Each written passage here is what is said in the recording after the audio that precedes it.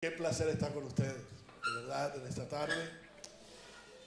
Mi gran currículum depende de una persona, de esa señora que está allí. Esa señora hermosa. Ustedes ven allí, Bexabe, mi esposa, allí la tienen.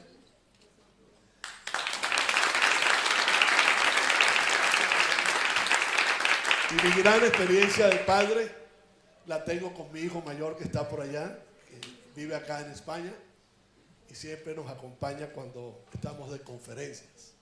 Gracias, Pastor Alfredo Manzano. Tuve que hacer un poco de PNL, programación neurolingüística, para no olvidar. Relacioné a Alfredo con Arnoldo, Relacioné a Alfredo con Arnoldo y Manzano, imagínense con qué. Y Manzano. Está muy bien, sí. Gracias a Dios por todo. Yo quiero ir al grano. Vamos a la palabra, sí, por favor. Sí. Vamos a tener una mañana bien linda, una tarde bien linda con la palabra. Por favor, busquen el Evangelio de Mateo. Vamos a leer allí el capítulo 3, los versículos 13 al 17. Les voy a anunciar el tema que voy a predicar. Voy a hablar de dos principios para abrir los cielos. Yo sé que es un tema bien especial, muy fascinante, pero yo les voy a dar dos principios para poder abrir los cielos, para que los cielos se abran. Mateo 3, 13 al 17 dice así: Entonces Jesús vino de Galilea a Juan al Jordán para ser bautizado por él. Mas Juan se le oponía, diciendo: Yo necesito ser bautizado por ti, ¿y tú vienes a mí? Pero Jesús le respondió: Deja ahora, porque así conviene que cumplamos toda justicia. Entonces le dejó. Y Jesús, después que fue bautizado, subió luego del agua, y he aquí los cielos le fueron abiertos. Y vio al Espíritu de Dios que descendía como paloma y venía sobre él. Y hubo una voz de los cielos que decía: Este es mi Hijo amado, en quien tengo complacencia. Cuando hablé de abrir los cielos, algunos abrieron los ojos. No sé si es por la novedad del tema, porque hay temas que se vuelven, en estos días le llaman trading, otros los llaman boom, y que son temas que ya están en nuestro argot, y que muchas veces, más que un tema, se vuelven un cliché, y la gente no entiende qué significa que se abran los cielos. Inclusive cantamos canciones, que se abran los cielos, no me opongo a eso, yo aclaro eso, que se abran los cielos, ¿ok? Me parece una buena motivación, una sana motivación y una buena búsqueda de algo sobrenatural. Entonces, debido a lo apasionante que es el tema, me gustaría que antes de abordar los dos principios, pudiéramos respondernos dos preguntas también. En primer lugar, ¿qué significa que los cielos se abran? Cada vez que yo hago este tipo de preguntas conceptual, porque entiendo que mucho de lo que sabemos es por repetición, mas no por convicción. Y que no conocemos en el fondo lo que significa. Esto no tiene nada que ver con ignorancia, tiene que ver con un poco de desconocimiento. La palabra ignorancia es muy fuerte para aplicarla acá, pero sí por un poco de desconocimiento. Recuerdo algunos años atrás, en una de nuestras materias de macroeconomía, el profesor nos estuvo 45 minutos para resolver una sencilla pregunta. Él nos preguntó: dígame en una palabra qué es una necesidad. Sin repetir la palabra. Todo el mundo intentó. Y decían: una necesidad es una necesidad que se presenta. No. Sin incluir la palabra.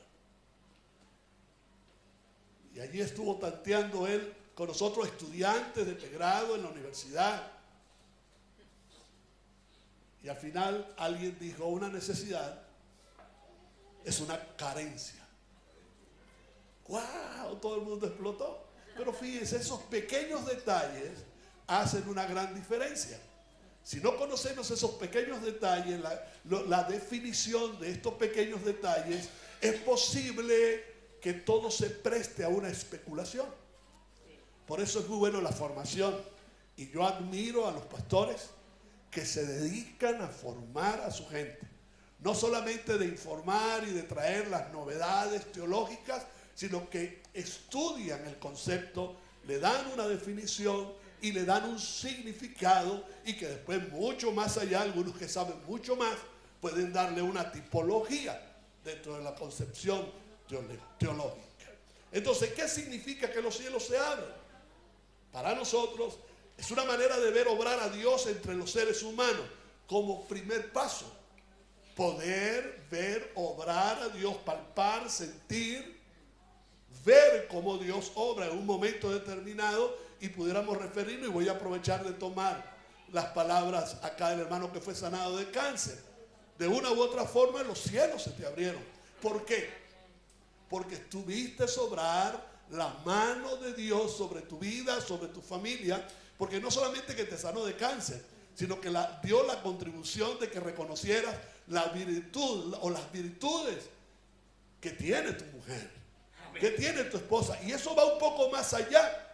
Y entonces empiezan a descubrir una serie de detalles. ¿Por qué? Porque se te abren los cielos, la mano de Dios comienza a ser palpada, vamos a decirlo así, y empezamos a ver, conocemos la obra de Dios tal cual como es.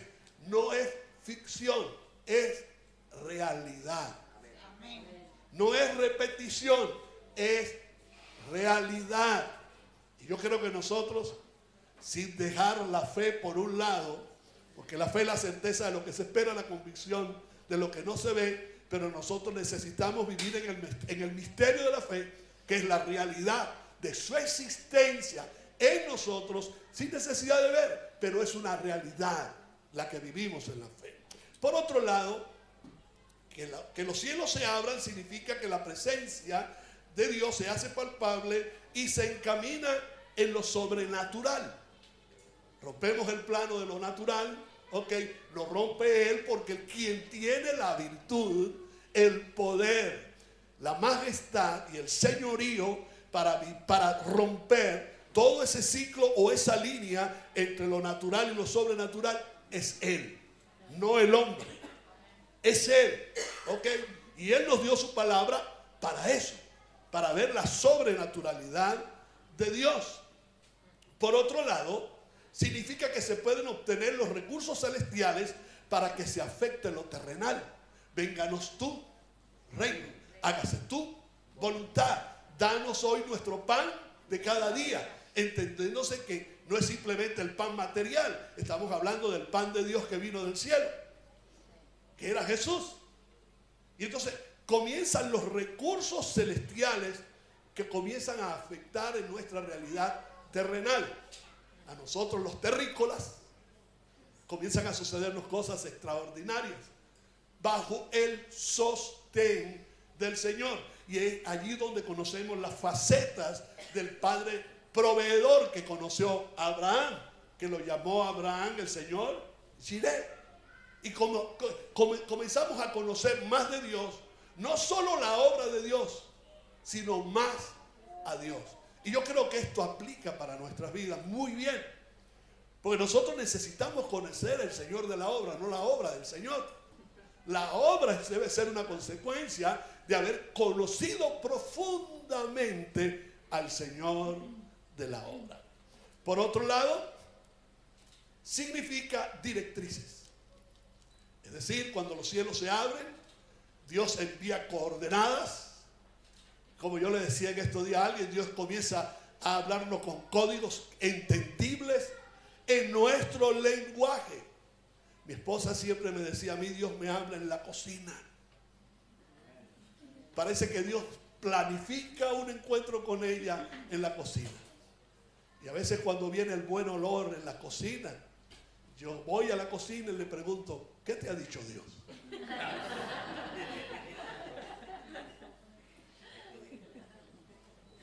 simplemente me responde: Dios me ha dicho que te haga algo muy rico. Por eso estoy pasadito así un poquito de kilos. ¿Ok? Entonces estamos claros que vienen directrices y entendemos que a raíz de esta directriz, escuchen esto, se minimiza el error. Aquellos que nos equivocamos tanto, que somos tan imperfectos, comienza Dios a marcar los pasos y unos con seguridad. ¿Ok? A lo mejor con un poco de temor a equivocarse, pero comienza eso a minimizarse. Y conocemos más aún lo que es la voluntad de Dios. Si queremos tener éxito, no es solamente tener el conocimiento gerencial de las cosas, ni conocer tanto las redes, es caminar en la voluntad de Dios. Ahí está marcado y ahí se inicia todo, absolutamente el éxito en el Señor. Entonces las directrices nos llevan a entender que tenemos el apoyo incondicional del Señor en los objetivos propuestos.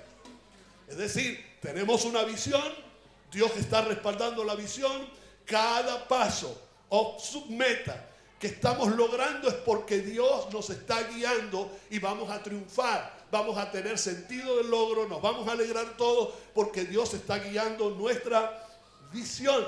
Entonces la visión es mucho más amplia, las dimensiones de la visión son mucho más amplias. Se puede conocer arriba, abajo, a los lados, en la profundidad, en la superficie, y eso nos va marcando a nosotros no solo un sentido de directriz, sino de destino. Y esto nos facilita a nosotros los pastores poderle marcar las líneas de vida a aquellos que Dios puso en nuestras manos para pastorearlos. ¿Qué les parece? Le estamos asegurando a nuestra gente un sentido de vida, un camino hacia dónde llegar, con logros y objetivos para que lleguemos todos juntos. Lástima por Moisés, que no pudo entrar a la tierra prometida. Bueno, Dios le proveyó a un Josué, que le administró todas las cosas y se enrumbó el pueblo a lo que Dios quería. Ahora, la siguiente pregunta, voy a ir rápido porque quiero cubrir los dos principios. ¿Para qué se abren los cielos? Ya les dije lo que significa. Pudiéramos también entrelazar una subpregunta, vamos a llamarlo así. ¿Qué sucede después que los cielos se abren? ¿O con qué finalidad se abren los cielos? Acto seguido a la lectura que hice en Mateo, ahora entramos al capítulo 4, encontramos o descubrimos el para qué se le abrieron los cielos a Jesús. En acto seguido dice, entonces, primer versículo, Jesús fue llevado por el Espíritu al desierto para ser tentado por el diablo. Yo sé que este es un pasaje un poco misterioso, que para algunos será, voy a hablar en mis tiempos, cuando yo era nuevo creyente, y yo creo que se sigue repitiendo. Este es el pasaje donde llevan a la gente a la encrucijada para exigirle un buen testimonio o frutos dignos de arrepentimiento para el bautismo, en los cuales estoy de acuerdo porque es lo bíblico, pero a raíz de esto le dicen a la gente, ¿sabes que Jesús, después que fue bautizado, ¿dónde fue llevado? Al desierto. Y entonces el que tenga ganas de bautizarse dirá, ¿por qué no me llevan al oasis? Si me voy a bautizar en el nombre de Jesús o en el nombre del Padre, del Hijo y del Espíritu Santo. Ahora, con respecto al tema que estamos estudiando, para mí no es tan importante lo que se encuentra Jesús en el desierto y lo que sucede con Jesús en el desierto. Para efecto de el propósito para que se abrieron los cielos, me interesa sobremanera conocer a quién llevó, quién fue el personaje que llevó Jesús al desierto. ¿Quién lo llevó al desierto? ¿Y hay garantía de que se perdiera Jesús allí? Si fue llevado por el desierto. ¿Se dije por el desierto? No es por el desierto. Lo iban a pasar por el desierto. ¿Pero lo llevó quién?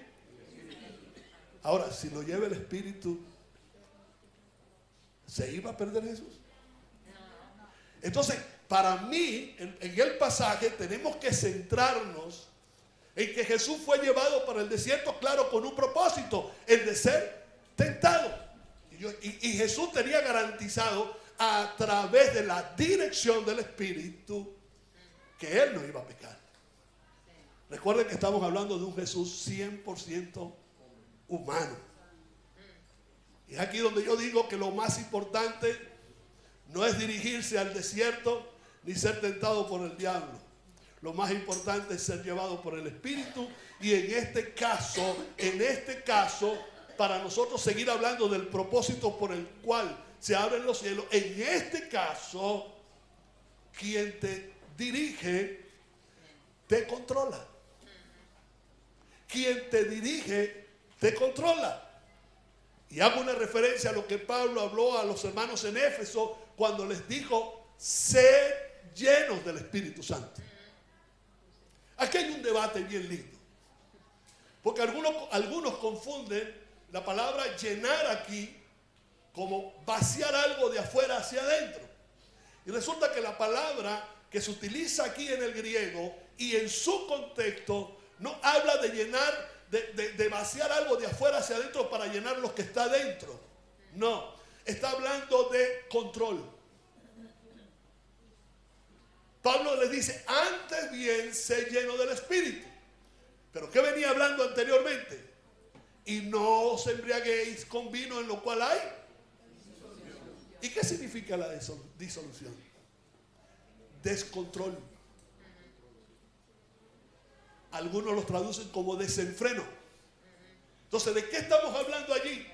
Control del Espíritu. Por eso digo, quien te dirige, te controla.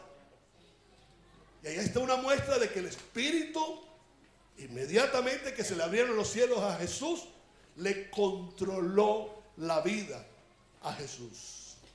Pablo dice, y no os embriaguéis con vino en lo cual hay disolución, sino sed lleno del Espíritu, hablando entre vosotros con salmos, himnos y cánticos espirituales, cantando y alabando con vuestro corazón al Señor, dando siempre gracias por todo en el nombre de nuestro Señor Jesucristo, a Dios el Padre, sometiéndoos unos a otros en el temor de Cristo. Amén. ¿Se da cuenta que desde el principio hasta el final tiene que ver con sometimiento?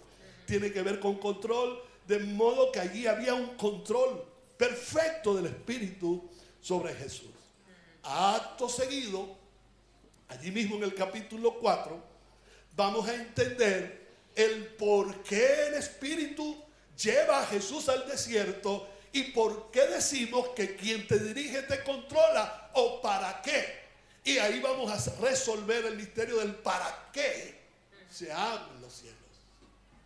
Y yo creo que ya poco a poco se va dilucidando el misterio. Acto seguido, Mateo 4, 14 al 16 dice, cuando Jesús oyó que Juan, ya Cristo estaba bautizado. Cuando él oyó que Juan había sido encarcelado, se retiró a Galilea y saliendo de Nazaret, fue y se estableció en Capernaum. Se estableció, y a mí me llama mucho la atención la palabra establecerse. Control del Espíritu para establecimiento. Capernaum era lo que llaman algunos el cuartel general de Jesús. Sus viajes siempre salían de Capernaum hacia donde quería o hacia donde tenía que hacer la obra y regresaba a Capernaum. Ahora, buscando un poquito de interpretación respecto al tema, entendemos que el control del Espíritu viene para darnos estabilidad en la vida. Si leemos otra vez en Éfeso, va a haber estabilidad en el canto. Debe haber estabilidad en la lengua. Debe haber estabilidad hasta emocional, con inteligencia emocional en nuestra vida, y en nuestra alma.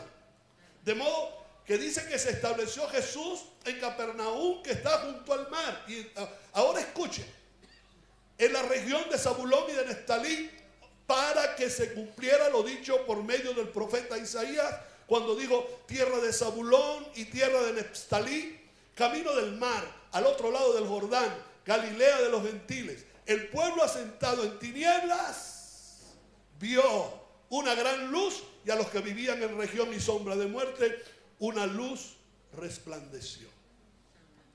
Podemos entender allí que detrás de ese control del Espíritu y del establecimiento del ministerio de Jesús, ¿qué se desprende allí? La asignación. Porque ahí está proféticamente dictado la misión de Jesús y la bendición que iba a producir para ese momento. Entonces, como consecuencia de todo esto, dice Mateo 4:1, 12, 13, 17, dice: desde entonces, hay una secuencia de tiempo, hay una secuencia de preparación. Desde entonces Jesús comenzó a predicar. Escuchen, desde entonces Jesús comenzó a predicar y a decir: arrepentíos, porque el reino de los cielos se ha acercado. ¿Qué quiere decir todo esto? Escuchen. Al final, con todos los preparativos y todo el proceso, tenemos que buscar el fin. No el final, el fin, que es la predicación de la palabra de Dios. A eso apareció Jesús, a predicar: arrepentidos y convertidos, porque el reino de los cielos se ha acercado. Bajo esa plataforma vamos a responder y vamos a buscar los dos principios. Número uno, los dos principios que provocaron que los cielos se abrieran. Y oiga, les voy a aclarar algo. No tiene que ver con fórmulas mágicas. No tiene que ver con repeticiones. No tiene que ver con declaraciones, aunque estén incluidas como consecuencia de. Tiene que ir mucho más allá, y es por eso que los principios los voy a basar en la vida de Jesús y su comportamiento. Diga: comportamiento. Y el primer principio lo tenemos acá. Primero, Jesús procura hacer lo correcto, acudiendo a la persona correcta, en el momento u ocasión correcta. Ahora, ¿qué es lo correcto? Algunos podrán decir, un poco de filosofía, pudieran decir: bueno, es que lo que es correcto para ti no es correcto para mí. Tenemos diferentes escalas de valores. Aunque tú lo llames antivalores, siempre va a ser un valor agregado a mi vida por el cual yo me conduzco. Y tiene que ver con reglas, y tiene que ver con valores, pero tiene que ver en Jesús, basado con lo que de él se dijo. Y no solamente lo dijo el profeta, sino que lo dijo el Padre e inspiró al profeta. De modo que lo primero que hace Jesús en ese proceso, antes de que se le abran los cielos, es hacer lo correcto, reunirse con la persona correcta, en el momento u ocasión correcta. ¿Qué pasó allí? Entonces Jesús vino a Galilea, a Juan, al Jordán. ¿Qué encontramos allí? Se acercó a la persona correcta y el lugar correcto. ¿Cuál era el lugar? El Jordán. ¿Cuál era la persona correcta? Juan. Si nosotros buscamos bíblicamente, proféticamente, vamos a encontrar que precisamente allí tenía que bautizarse Jesús. Y quien lo iba a bautizar era precisamente Juan el Bautista, la voz que clamaba en el desierto. De modo que ya Jesús está buscando a la persona correcta y la consigue. Eso es correcto para Jesús. Y de una u otra forma, lo correcto tiene que ver con la justicia. Y la justicia tiene que ver con el reino de Dios. porque no hay reino de Dios sin justicia. Entonces, quien nos da el ejemplo es Jesús, de donde tomamos el principio y lo construimos para nuestro estilo de vida, es nada más y nada menos de Jesús, nuestro máximo líder. Ok, Jesús se acercó a Juan. ¿Por qué era la persona correcta Juan? Aparte de lo profético.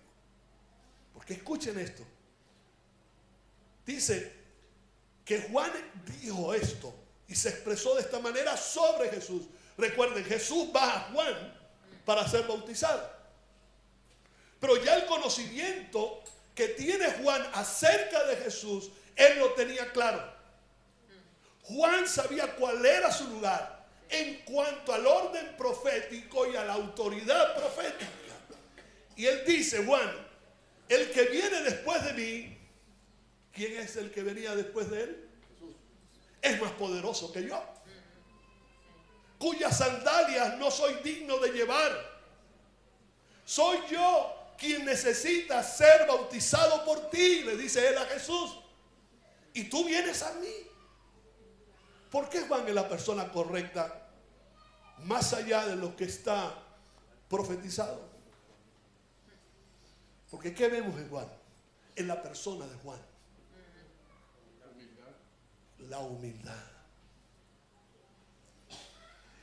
Y este tipo de principios están por encima de cualquier tipo de declaración. Porque no tiene que ver simplemente con palabras, tiene que ver con comportamiento. Ahora miren, ya sabemos qué es la humildad de Juan. Vamos a ver qué piensa Jesús de esto y qué va a hacer Jesús con esto. Dice, luego Jesús fue de Galilea al río Jordán, ya lo leímos, para que Juan lo bautizara, pero Juan intentó convencerlo de que no lo hiciera, ya por lo concebido que había en la vida de Juan. Yo soy quien necesita que tú me bautices a mí. ¿Por qué tú vienes a mí? Y Jesús les dice, no importa aquí quién es el más grande. Aquí lo más importante no es ser más grande que nadie. Aquí lo más importante no es la superioridad. Aquí lo más importante es que se cumpla lo correcto. Se haga lo correcto. Y cuando somos entendidos de que hay algo correcto que tiene una norma y que está por encima de nosotros, nosotros somos capaces de bajar nuestra cabeza y aceptar humildemente que otros hagan sus funciones que les corresponde, así nosotros tengamos 5 estrellas aquí como generales del ejército. Jesús es brillante, Jesús es espectacular. Mira, yo pudiera darte la orden, Juan, de que tú tienes que bautizarme porque tienes que bautizarme. Yo pudiera decirte a Juan, mira Juan, aquí el centro de la profecía desde Génesis hasta Apocalipsis soy yo. Y si yo te digo a ti que me bautices, tienes que bautizarme. Jesús lo hizo. ¿No? Jesús le dijo, Juan, es necesario que se cumpla toda justicia. Y ahí está el rasgo de nuestro gran Cristo. Cristo no enseñó a hacer milagros, aunque los hizo y les dio poder para que sus discípulos lo hicieran. Pero sí les dio una cátedra acerca de lo que tenían, lo básico y lo principal que tenía que aprender de él. Digo, aprended de mí, que soy manso y humilde de corazón. Y encontraréis refrigerio, paz, tranquilidad, respeto, tolerancia. Lo vas a encontrar. Ahora, ¿cuál es el rasgo opuesto a la humildad? La soberbia. La arrogancia. La persona humilde tiene una actitud opuesta a la arrogancia. Y sabe que en la palabra está registrado y dice claramente que al arrogante el Señor lo mira de lejos. Eso se puede interpretar de manera natural entre nosotros. Porque ¿sabe qué es difícil? Caminar con una persona arrogante. Convivir con una persona soberbia. Les estoy diciendo que este principio va mucho más allá de declaraciones. Y no tengo nada en contra de las declaraciones, porque yo las hago.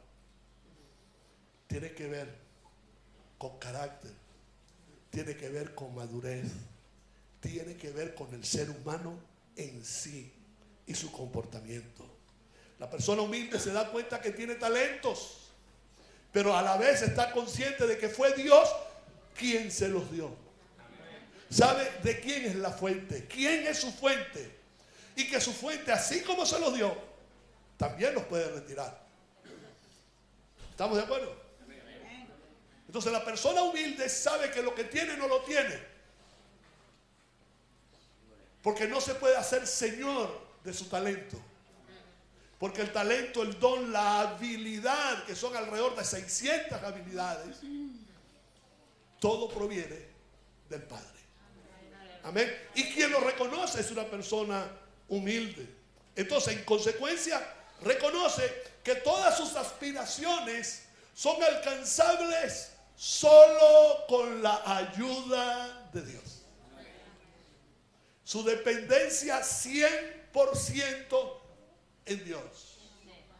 Nada haríamos, como dijo Santiago, si el día de mañana no está bajo el control de Dios. No sabemos qué va a pasar el día de mañana, pero sí podemos asegurarnos que tanto el pasado, el presente y el futuro y lo eterno está en las manos de Dios. Que nosotros como seres humanos estamos bajo la mano y las directrices de Dios, nuestro Creador. Por eso, de nada nos sirve la altivez.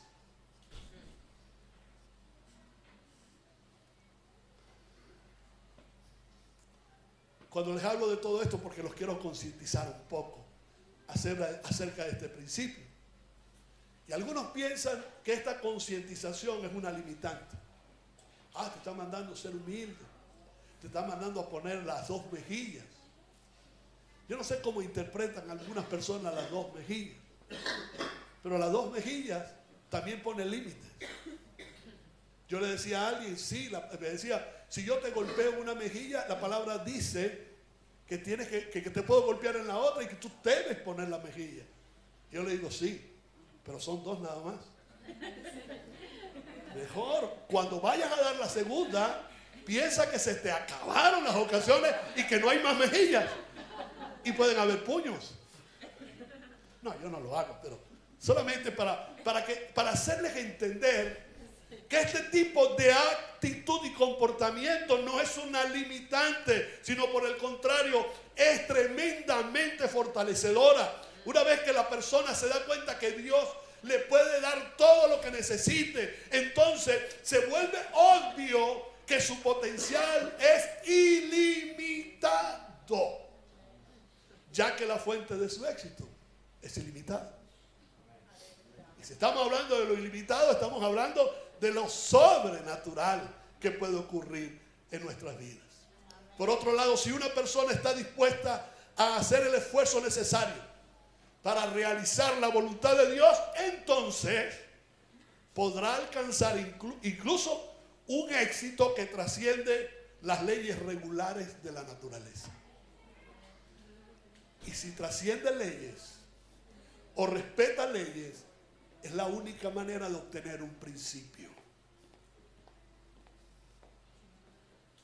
Por eso,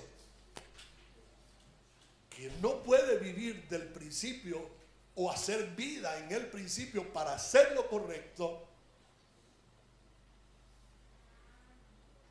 no me gusta ser drástico, ni radical. No me gustan los no.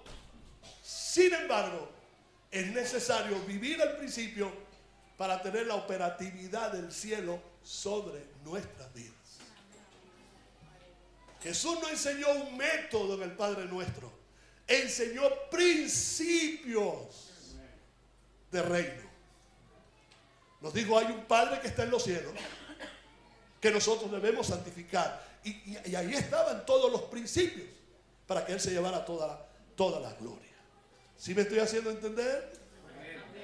El segundo principio, voy a ir rapidito. Y yo creo que como por el ritmo que voy a terminar a tiempo.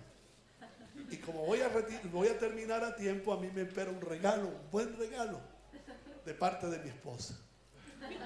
Porque las esposas a veces están allí como queriéndonos arrancar el micrófono. Porque nos excedemos. Pero no les cuento más, porque me voy a exceder. Segundo principio básico, no sé si lo están anotando. El segundo principio básico para abrir los cielos es poseer un alto sentido o convicción de lo que significa la justicia. ¿Recuerdan lo que dije anteriormente? No existe reino sin justicia. Para nosotros, ser injusto es una demostración clara de que el reino no está en nosotros.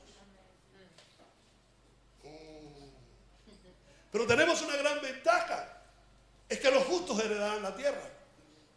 Tenemos que una gran ventaja, es que al justo le irá bien. Y si usted comienza a leer Proverbios 10, va a encontrar muchas características, beneficios, privilegios y prerrogativas acerca de lo que puede venir a un justo. Jesús dijo, es necesario que se cumpla. ¿Que se cumpla qué? Toda justicia. Juan reconoce la investidura de Jesús, pero la autoridad de Jesús, humanamente hablando, también se sujeta a un patrón de vida del reino. Y ese patrón de vida Jesús tenía que vivirlo. Por eso dice, es necesario, es una necesidad. Quizás no le dio carácter de deber, pero pudiéramos decir, es un deber hacerlo para que se cumpla la justicia. El sentido de justicia que nosotros conocemos normalmente es darle a cada quien lo que se merece. Ese es el concepto regular de los estudiosos del derecho o de las leyes. Pero aquí va un poco más allá. La justicia es la hermana gemela de la verdad. Y aquí se trata de cumplir con la verdad ante todo. Por eso Jesús tenía moral para decir, yo soy la verdad. La verdad, como a mí no me gusta decir que no, ni escribir la palabra no, la verdad es la ausencia de todo engaño. La verdad es la ausencia de todo engaño. De modo que hacer justicia es someterse a las autoridades puestas por Dios, como se sujetó Juan y cómo se sujetó Jesús al establecimiento claro de una verdad que hacía justicia. Abrir los cielos. Esa expresión extraordinaria después de que Jesús le dice a Juan, vamos entre los dos, vamos a hacer que se cumpla aquí la palabra del Padre. Trajo aprobación divina.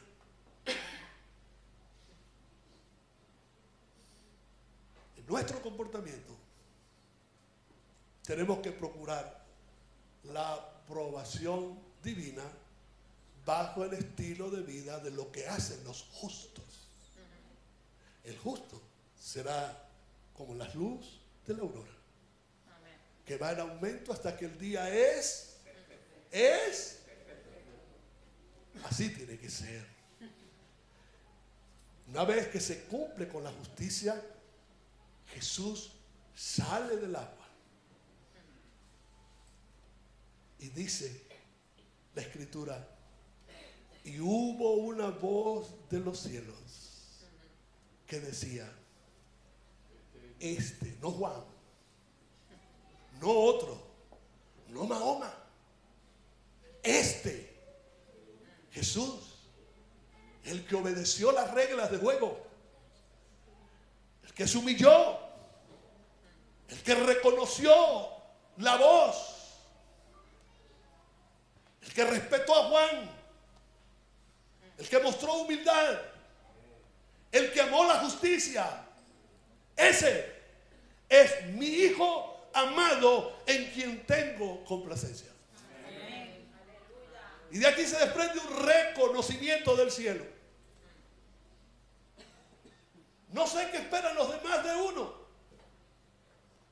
con nuestro comportamiento, que tenga la misma, ¿cómo pudiéramos decirlo aquí?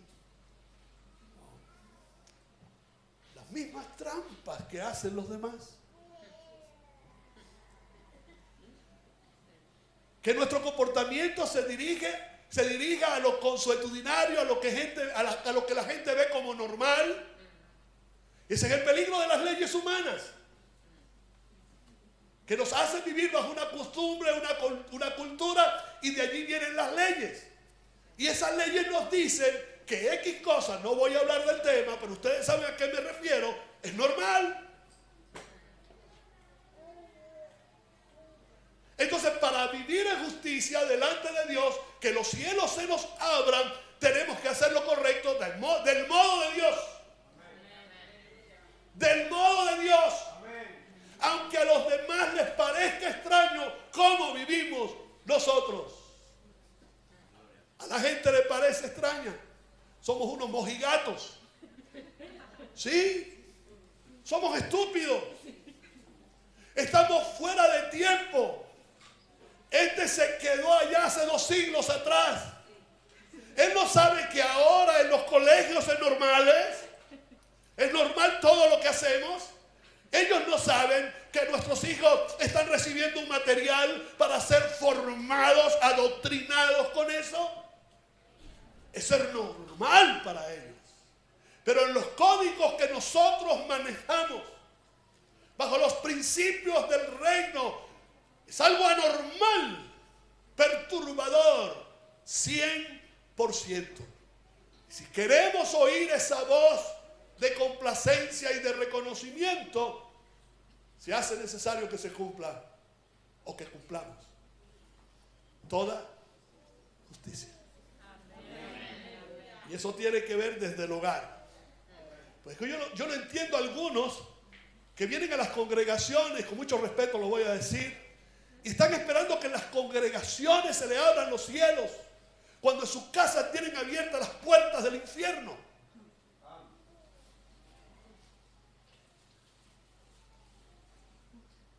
Suena duro, pero es una gran realidad.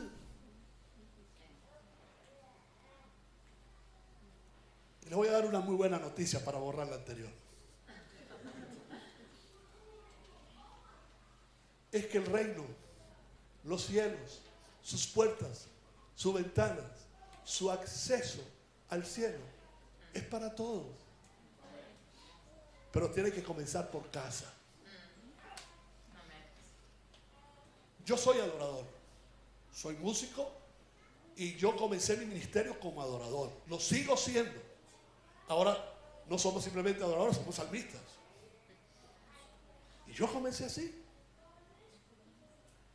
Y bajo ninguna circunstancia quiero restarle la importancia a la adoración. Pero la gente piensa que solo cantando se abren los cielos. Con razón. Yo decía, y muchas veces mi esposa y yo, no, eso para nosotros es de humor, un humor bueno, blanco, no malo, no negro. Decíamos, con razón cantan 17 canciones. Y cantan y cantan y cantan hasta que se abren los cielos. ¿Será que eso funciona así? ¿O con una o dos también se abren los cielos? Porque lo importante no es la cantidad de canciones. Lo importante no es quién adora y quién dirige la adoración, y con mucho respeto lo hago porque yo también lo hago, aún lo continúo haciendo. Lo único que yo sé es que ese adorador o ese salmista o ese profeta, como lo quieran llamar, abrió los cielos con una canción. ¿Sabe por qué? No porque es la canción que está de moda y la alabanza que está de moda. Por cierto, escuché la canción de un gran amigo mío, Art Aguilera. Ahí le pasé el video. Hasta aquí en Madrid están cantando tu canción, amigo mío. Hay libertad en la casa de Dios. Lo conocen en todas partes, conocen sus canciones. Y le escribí, mire, le dije, mira, aquí en España, en Madrid, están cantando tu canción.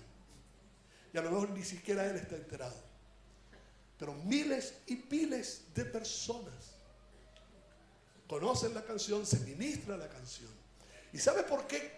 A lo mejor yo no les quiero poner ni límite al cielo, ni quiero ponerles candados al cielo, porque no soy quien pueda hacerlo.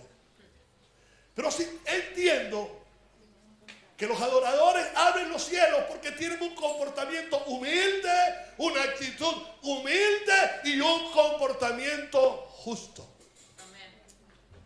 Que caminan en la verdad, hablan la verdad, practican la verdad, no su verdad, la verdad de Dios, el modo de Dios, para llevar a la gente a la verdad y a meterlos en la presencia de Dios. Entonces, vale ahora la pena repetir algo. La verdad se manifiesta desde nuestro comportamiento como hijos de Dios. Porque es lo único que nos ha hecho libres. ¿Qué dijo Jesús? La verdad, mi verdad os hará libres. Entonces, como hijos de Dios, necesitamos un comportamiento con transparencia, sencillez, integridad, confiabilidad, lealtad, fidelidad, todo lo que termine en dad. Da y se os dará. Calidad humana, entre otras, se la voy a repetir: transparencia, sencillez, integridad, confiabilidad, lealtad, fidelidad, calidad humana, entre otras que ustedes conocen y yo también. Todos estos elementos, muy aparte de que son grandes valores, revelan una persona justa que ama hacer justicia. La persona que ama hacer justicia, practicar la justicia, los cielos se le abren. No hay cielo cerrado, como dice Cristín. No hay cielo cerrado, ni nunca lo habrá. El abrir y cerrar los cielos no es un ejercicio de competencia. Una vez, óigame, yo no, quizás me voy al extremo, pero una vez que los cielos se te abran, no se te cerrarán jamás. Jamás. Yo no conozco cielos cerrados. A mí se me abrieron. Se le abrieron a mi familia. Se le abrió a la asignación, al trabajo que desarrollamos en el país.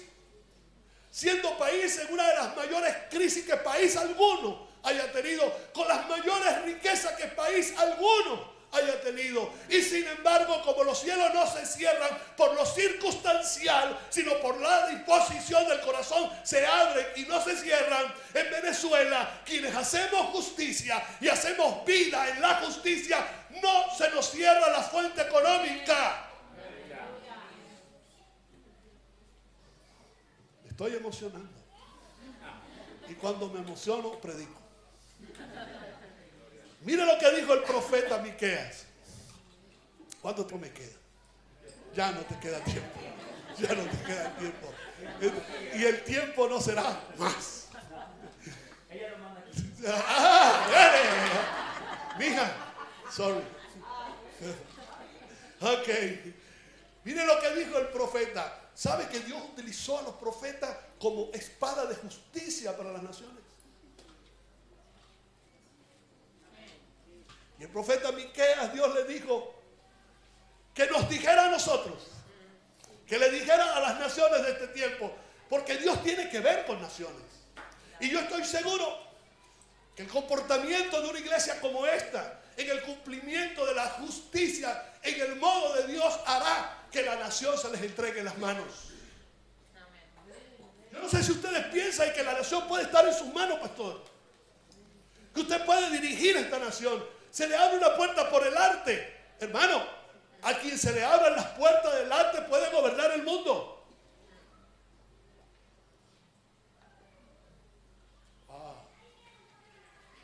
Diga, wow. Mire lo que dijo el profeta. Miqueas 6:8.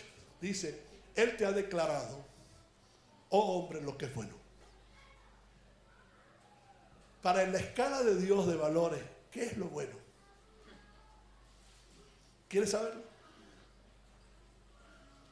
¿Y qué es lo que demanda el Señor de ti? Sino practicar la justicia, amar misericordia y andar humildemente con tu Dios. No se te pueden cerrar los cielos jamás. Una vez que este sea el comportamiento, no se te cierran los cielos. Y le voy a terminar con esto. Como a mí no me gusta decir que no, yo sigo. Dice, imposible que la injusticia incline los cielos a nuestro favor. Imposible. Imposible que la falsedad actúe a favor del respaldo de Dios. Imposible. No es como decía el filósofo, hagamos males para que nos vengan bienes. Lo dijo Pablo. Y eso lo dijo Séneca. Hagamos males para que nos vengan bienes. No funciona, porque todo lo que el hombre sembrare, eso también segará.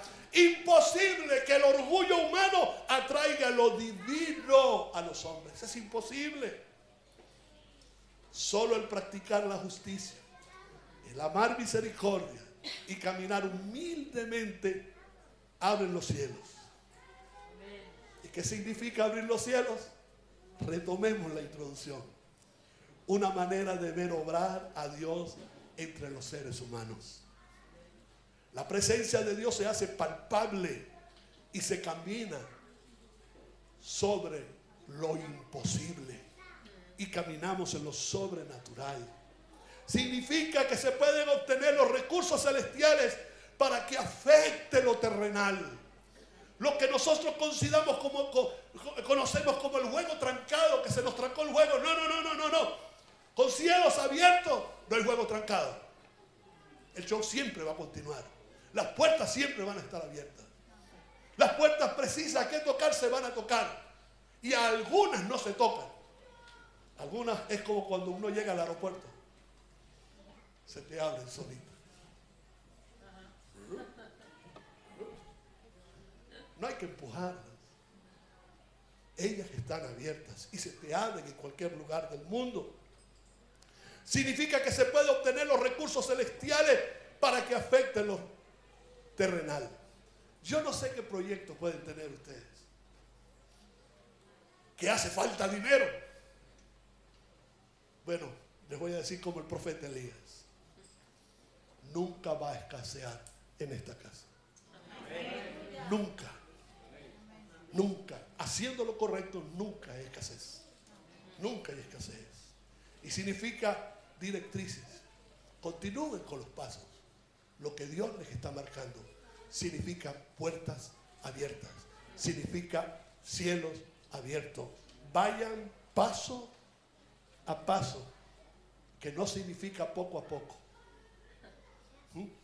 Algunos se quieren justificar en el proceso. Yo voy poco a poco. No, el poco a poco es de los flojos y de los mediocres. Lo importante es marcando cada paso. Y ahí no tiene que ver con tiempo, tiene que ver con lo justo, con lo exacto, con lo perfecto que se camina ante los ojos del Señor. Amén. ¿Qué significa que se nos abrieron los cielos? Como hoy, apoyo incondicional del Señor en los objetivos propuestos. Si están claros en sus objetivos y se practica estos dos principios, que pueden haber otros, yo no los tengo todos. Pueden haber otros principios, pero con estos dos es más que suficiente. Póngase.